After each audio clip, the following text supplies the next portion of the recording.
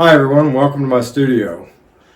Today we're going to talk about all these failed paintings, which I would say probably, honestly, my whole career, 40 to 60% of my paintings are failed paintings. And they don't go out, they get painted over.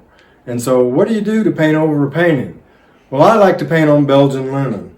Belgian linen, this is Clausen's Belgian linen. And I like DP15, which stands for double prime. It's an oil prime linen made specifically for oil painting. So it's great. Very durable, very strong. It's hard to stretch.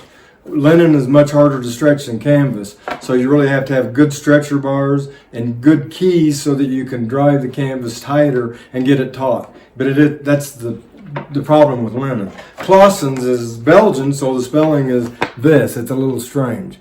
But check them out. It's great linen. So I've got a canvas here that I've done probably 2 or 3 paintings on. And the fat over lean thing is very important. Once you build on a painting and you build your oil paint up, you don't ever want to go back to thin paint where you're using mineral spirits or turpentine or whatever to thin the paint. The only problem is if you must maintain the fat over fat. And so when you block in a painting in this instance, you block it in a continuation of the medium and paint that you're using. So you don't thin it out any. So you're doing a block in just like a continuation of paint. What I usually do is I take a pretty coarse sandpaper and I just scuff the surface and knock it down pretty good. And then wipe it off with a cloth soaked in mineral spirits. So the painting has been sanded down, and so what the next step would be is I use vine charcoal, which is a very low pigmented charcoal. It's made from grapevine. They actually take grapevine and put it in the kiln and turn it into charcoal. And it's great for drawing onto a canvas because when you paint into it, it doesn't have enough pigment in it to really affect your paint. So vine charcoal is a great thing to use for drawing. I did this painting, of course, like with the coronavirus, who's getting out to paint anymore? It's really tough. I'm doing, for the last couple of years, I have been doing what I call conceptual memory paintings. And these are paintings from memories and places I visited. And this was kind of the Taos Gorge and the Taos Bridge down in New Mexico, my memories of it. And I wanted to do a late day painting and do this. And the problem with the painting was the mass, this dark mass up here, is just too heavy. And, there's just no way I can make this kind of light and composition work. And so I'm going to paint the painting out. And so the process is I don't put anything else on the canvas. I just start to draw on it with vine charcoal and then just reblock it in. So now the rest of this video, there's not going to be any discussion, and because it probably takes me about an hour and a half to do the actual block in on this, and you don't want to sit through all that, so what we'll do is we'll condense it down in so you can kind of see the process. So hopefully this will give you some input. These old canvases, you guys, I love actually painting on an old canvas. Sometimes you get serendipity, happens with these wonderful impasto areas. And so painting on an old canvas is fine as long as you continue the fat over lean and you maintain the canvas. You don't destroy the linen or the canvas and sand it down to that point. So this is it. So from now on, no talking. I'm going to ignore the camera and I'm just going to get to work.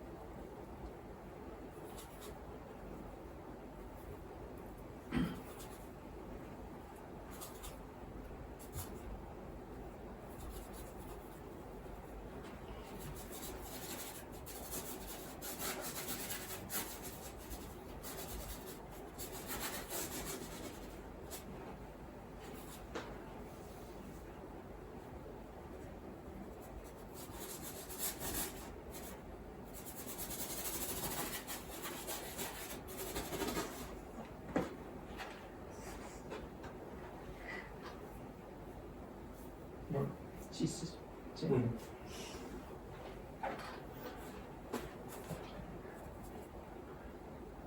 I wish we could talk.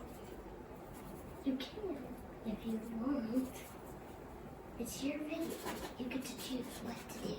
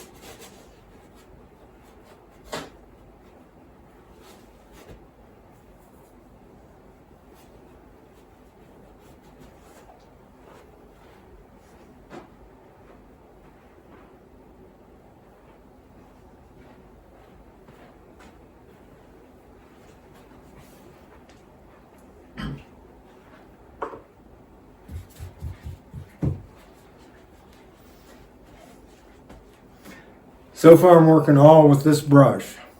This is the brush I use. I use it for small edges, lines, for big areas, for blocking in.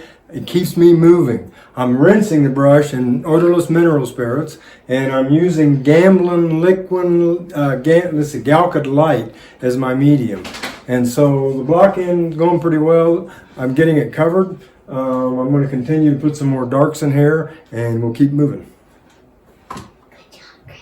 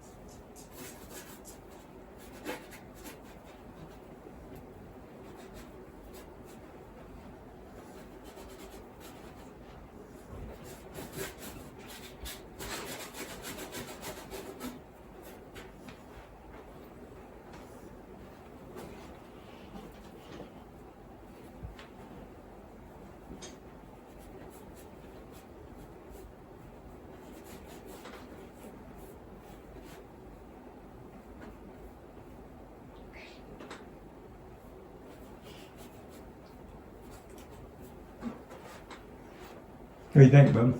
Good. You like it? Yeah. Cool. And I'm glad I can see it face to face.